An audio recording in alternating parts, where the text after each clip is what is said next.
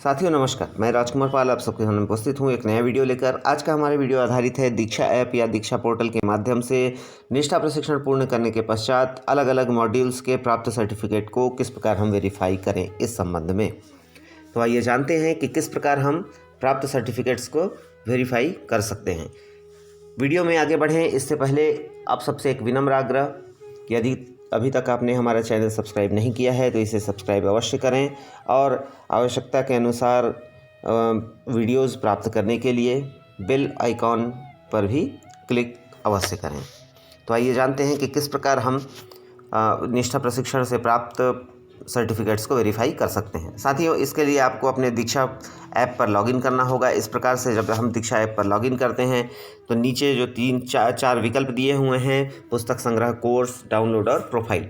तो हमें प्रोफाइल के विकल्प पर जाना है। प्रोफाइल के विकल्प पर जाने पर इस प्रकार आपका प्रोफाइल आपके सामने ओपन होकर आएगा। जब इसे हम स्क्रॉल करके नीचे जाएंगे तो आपको यहाँ पर दिखेगा सबसे पहले मेरे अध्ययन। यहाँ पर साथियों जैसा आप देख सकते हैं 3 विषय आपको दिखाई दे रहे हैं, 3 मॉड्यूल आपको दिखाई दे रहे हैं। एक नया अपडेट, यदि आपने अपने दीक्षा ऐप को अपडेट किया होगा तो एक नया विकल्प आपको यहाँ दिखाई देगा। मेरे अध्ययन के बाद मेरे अध्ययन में 3 विषय हमको दिखाई दे रहे हैं। इसके बाद आपको यहाँ पर शिक्षार्थी पासबुक या लर्नर पासबुक का विकल्प आपको दिखाई दे रहा होगा। लर्नर पासबुक से मतलब है, इससे तात्पर्य है कि अब जितने भी प्रशिक्षण हमारे होंगे वो ऑनलाइन होंगे और इसका हमारा एक पासबुक तैयार होगा कि शिक्षकीय कार्यों के दौरान हमने कितने प्रशिक्षण पूर्ण किए हैं। वो सारे प्रशिक्षण जो है वो इस प्रकार आपको शिक्षार्थी पासबुक या लर्नर पासबुक के रूप में दिखाई देंगे। तो बात कर रहे थे हम अपने सर्टिफिकेट को वेरीफाई करने के लिए। तो सबसे पहले हमें यहाँ से सर्टिफिकेट्स डाउनलोड करना होगा। इन विकल्पों का चयन करके हम सर्टिफिकेट डाउनलोड कर लेंगे। साथियों, इस प्रकार हमारा सर्टिफिकेट डाउनलोड हो जाता है और सर्टिफिकेट ओपन होकर हमारे सामने आता है। अब ये जो सर्टिफिकेट हमने डाउनलोड किया है और ओपन किया है, इसे हम शेयर करेंगे अपने किसी परिचित या स्वयं के ही किसी दूसरे मोबाइल पर। शेयर करने की बात इसलिए है क्योंकि हमें इसे स्कैन करना होगा। यदि आप इसे शेयर नहीं करना चाहते तो आप इसे अपने लैपटॉप या डेस्कटॉप पर भी ओपन कर सकते हैं। शेयर करने से क्या है कि शेयर करने पर वहाँ पर हमें QR कोड को स्कैन करके स्कैनिंग में या वेरिफिकेशन में आसानी होगी। वैसे आप इसका प्रिंट आउट यदि निकलवा के रख चुके हैं अपने पास तो उसे भी स्कैन कर सकते हैं, शेयर करने की आवश्यकता नहीं होगी। तो जैसे ही हम कुल मिलाकर ये है कि इस सर्टिफिकेट को हम कहीं पर ओपन करेंगे और दीक्षा ऐप के माध्यम से ही उसे स्कैन करने का प्रयास करेंगे। तो मैंने इसे अपने डेस्कटॉप पर ले लिया है। डेस्कटॉप पर लेने के बाद अब इसे हम स्कैन करेंगे।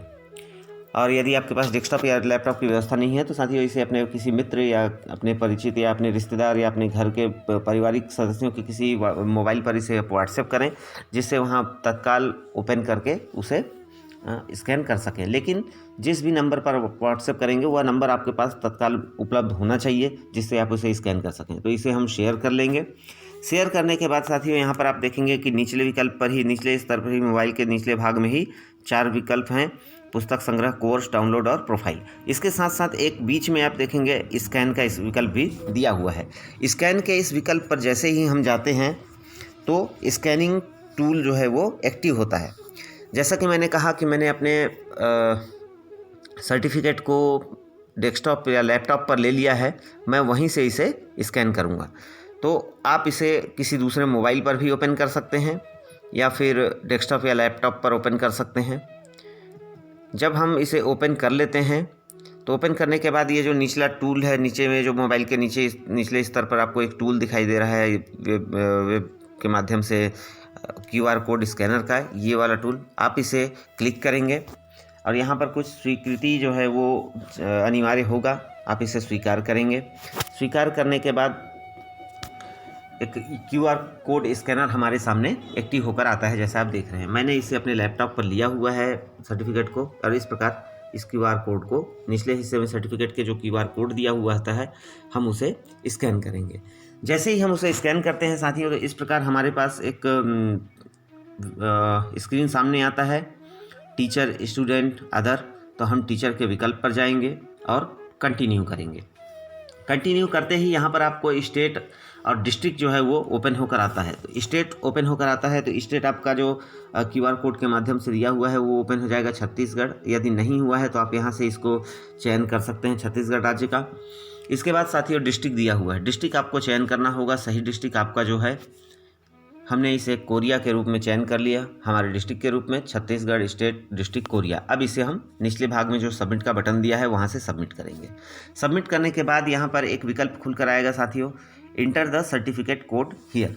आप देखेंगे कि जो QR कोड आपके सर्टिफिकेट में दिखाई देता है उसके निचले हिस्से में कुछ अल्फ़ा न्यूमेरिक कोड दिया हुआ है, उस कोड को हम यहाँ इंटर करेंगे। हम यहाँ पर कोड इसका इंटर करेंगे, जो सर्टिफिकेट कोड है। जैसा मैंने पहले कहा कि इस QR कोड के निचले हिस्से में आपको सर्टिफिकेट का नंबर दिया हुआ होगा, उस नंबर के कोड को हम यहाँ पर इंटर करेंगे और वेरीफाई बटन पर क्लिक करेंगे। जैसे ही हम वेरीफाई बटन पर क्लिक करते हैं, सही कोड इंटर होने के बाद आपको यहाँ पर दिखाई देगा सर्टिफिकेट इशूड टू, और फिर आपका नाम, for successfully completing the course, आगे कोर्स का नाम।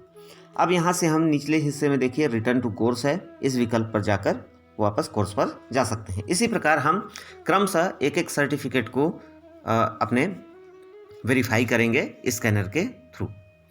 और इसके लिए मैं एक बात और आप लोगों को बता दूं साथियों कि प्रोफाइल पर जाने के बाद हमारे पास जो सर्टिफिकेट के विकल्प दिए हुए हैं मेरे अध्ययन में और इसके बाद शिक्षार्थी पासबुक में, तो प्रयास कीजिए कि शिक्षार्थी पासबुक या लर्नर पासबुक से सर्टिफिकेट डाउनलोड करें और वहीं से जा कर के उसे वेरीफाई करें।